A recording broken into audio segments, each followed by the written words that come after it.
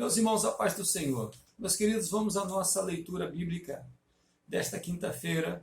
Hoje, a palavra de Deus sugerida para nós está em Efésios, capítulo 1, versículo 13 e 14, que nos dizem o seguinte: em quem também vós estáis, depois de ouvirdes a palavra da verdade, o evangelho da vossa salvação, e tendo nele também crido, foste selado com o Espírito Santo da promessa, o qual é o penhor da nossa herança, para a redenção da possessão adquirida para louvor da sua glória.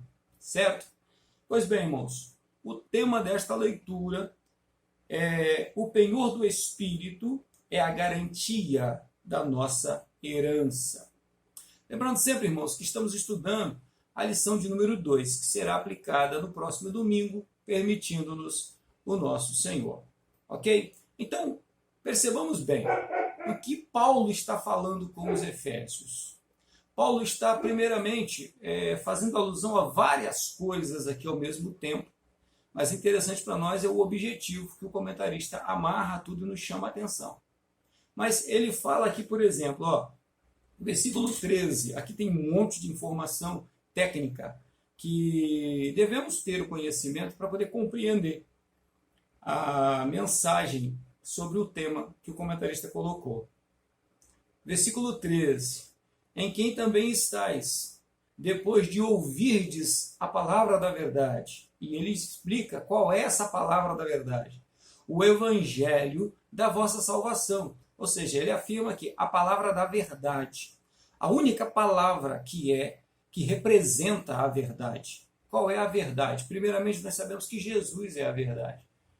A verdade é Cristo, porque Cristo ele revela um mundo completamente diferente. Ele, ao nos revelar a sua glória, ao nos revelar um mundo futuro, um mundo completamente diferente deste, nos revelar o bem que vem deste mundo, o bem que este mundo representa, ele nos mostra o quanto ruim o nosso mundo é. O quanto ruim o nosso mundo se tornou. Porque o nosso mundo não veio do nada. Nós falamos já disso. O nosso mundo não apareceu assim, do nada. O mundo que aí está, fomos nós quem fizemos.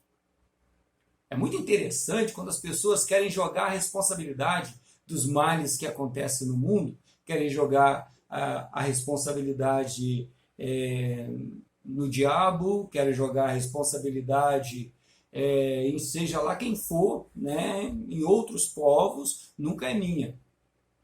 Só que esse mundo que aí está, do jeito que aí está, fomos nós quem fizemos. Você pode até dizer, não fui eu não.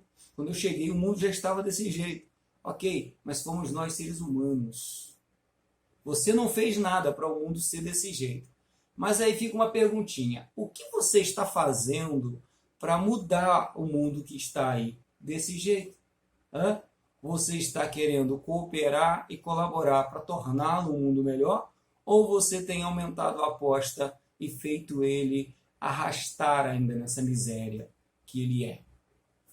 Algo a se pensar. Pois bem, ao Cristo nos revelar esse mundo glorioso, ao Cristo, ao Senhor Jesus nos mostrar que existe algo para nós infinitamente maior do que tudo que nós podemos vir a ganhar e a receber neste mundo, Paulo disse que se nós esperássemos em Cristo apenas nesta vida, apenas nas necessidades, apenas nas coisas desta vida aqui, seríamos os mais miseráveis dos homens. Porque nós devemos esperar antes dessas coisas aqui na vida futura. Porque a vida futura, ela é gloriosa. É uma vida magnífica. Para começar, irmãos, nós teremos um novo corpo. Nós teremos uma nova identidade. Tudo nosso que pertence a este mundo deixará de existir. Isso deveria estar pesando na nossa mente. Por que você está perdendo tempo em coisas que deixarão de existir? Por que você não está investindo naquilo que vai permanecer para sempre? Observe isso na sua vida. Mas vamos seguir o versículo. Ainda diz o seguinte, o evangelho da vossa salvação, e tendo nele também crido, ou seja, nesse evangelho vocês creram, fostes selados com o Espírito Santo da promessa. Essa palavra selados aqui, esse selo que é apresentado nesse versículo, faz alusão a diversas coisas. Faz alusão à circuncisão dos judeus, que para eles era uma garantia de salvação, eles entendiam dessa forma, era aquilo que garantia a eles. Paulo até vai discutir nesse assunto e dizer que a nossa garantia não está marcada na carne, a nossa garantia está marcada na alma, está marcada no coração, está marcada no nosso íntimo, porque ela vem de dentro para fora, é o Espírito Santo quem traz isso, não é de fora para dentro.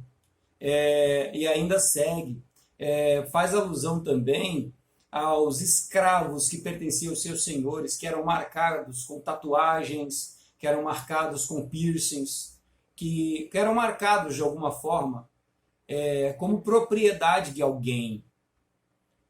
Ainda assim é hoje. Também existia o selo dos carimbos, o selo das cartas. As autoridades usavam uma cera, e aquela cera derretida eles marcavam com um anel sobre aquele lugar, e aquilo não podia ser rompido só pela autoridade constituída que aquilo poderia, e assim segue-se essa questão do selo.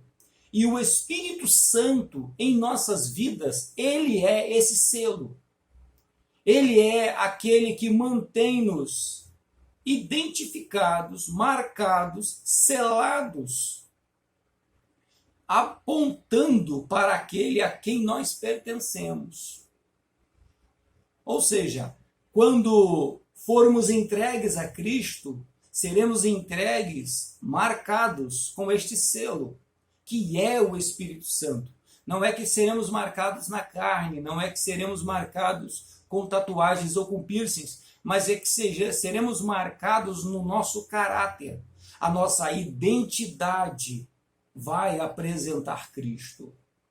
Isso é muito interessante, porque a nossa identidade, irmãos, nós aguardamos novos céus e novas terras, certo? Que é a nossa herança.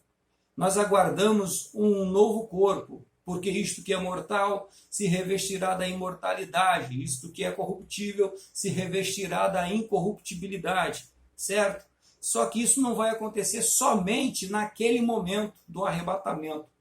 Isso já está acontecendo desde o dia, desde a hora em que o Espírito Santo veio morar conosco, em que o Espírito Santo veio estar conosco. A partir do nosso contato com o Espírito Santo, a partir do momento que eu conheci o Espírito Santo, ele já começou a trabalhar na minha vida, ele já começou a me transformar, ele já começou a mudar a minha identidade, a mudar quem eu sou, fazer-me cada vez mais parecido com aquele a quem eu pertenço e a quem eu represento, que é Cristo Jesus. Isso é, de fato, a obra do Espírito Santo. Esse é o nosso penhor do Espírito, que está no versículo seguinte, que diz o seguinte, versículo 14, diz o quê?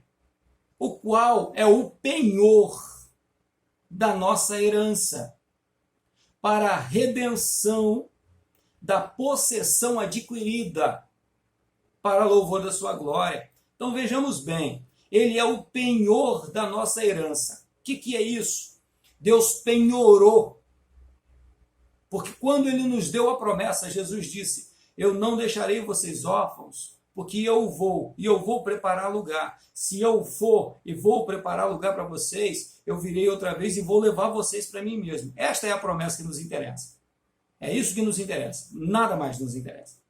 Pois bem, a garantia disso, a garantia é que eu vou enviar outro Consolador para estar com vocês. Isso é penhor. O Espírito Santo é a garantia de que as promessas de Cristo se cumprirão nas nossas vidas. As promessas de Cristo para a nossa salvação. As pessoas vivem confundindo as coisas, parece que não leem direito a palavra, parece que não leem direito a Bíblia, e ficam pegando pedaços de coisas soltas e ainda faz essa salada de Velho Testamento com o Novo e fica misturando as coisas e querem que Deus confirme aquilo que ele entendeu naquela salada que ele fez com a Bíblia. E não é isso. Cristo é o penhor, Cristo é a garantia para a nossa salvação. Cristo não é a garantia, irmãos, que eu vou ganhar dinheiro no mundo. Cristo não é, o Espírito Santo não é a garantia de que eu serei um empresário poderoso, que eu serei o melhor empresário do país. O Espírito Santo não é a garantia que eu serei um excelente cantor, um excelente administrador. O Espírito Santo não é a garantia para isso. O Espírito Santo é a garantia da salvação para a nossa vida. Por isso que ele está aqui. Por isso que ele veio morar na nossa vida. Não é para nos fazer mais poderoso do que outras pessoas. É para nos fazer salvos. É para nos garantir a salvação e nos conduzir até a salvação. Tem pessoas que não se interessam por isso. Tem pessoas que querem ter sucesso financeiro, que querem ter conquistas neste mundo, não estão preocupadas com o mundo futuro. Cada um, sabe de si. Mas aqueles que têm o Espírito Santo, e aqui está a diferença, de fato preocupam-se com a vida eterna. Primeiro a vida eterna, depois as outras coisas desse mundo. Buscar primeiro o reino dos céus e as outras coisas vos serão acrescentadas. Mas primeiro o reino dos céus. Mas vamos continuar. Ele encerra o versículo dizendo que para a redenção da nossa possessão adquirida. Ou seja, no Velho Testamento existe essa expressão, a expressão do Redentor. Nós vamos ter um excelente exemplo no livro de Ruth. Ali no livro de Ruth nós teremos uma visão boa sobre essa questão do Redentor. Por quê? Ali a presença ou a figura do Redentor é primordial para o desenrolar da história. Dá uma lida, um livrinho curtinho, dá uma lida, vale a pena, e você vai entender bem o que é isso. Então, esse Redentor, para a possessão da nossa herança adquirida, ou seja, para que nós tomemos posse da nossa herança, daquilo que nos foi prometido, daquilo que nos pertence porque nos foi prometido. Não nos pertence porque nós compramos, nos pertence porque foi nos dado. Sendo uma vez nos dado, temos a garantia do Espírito Santo, temos o penhor do Espírito, temos o selo do Espírito, que a nossa herança nos será entregue.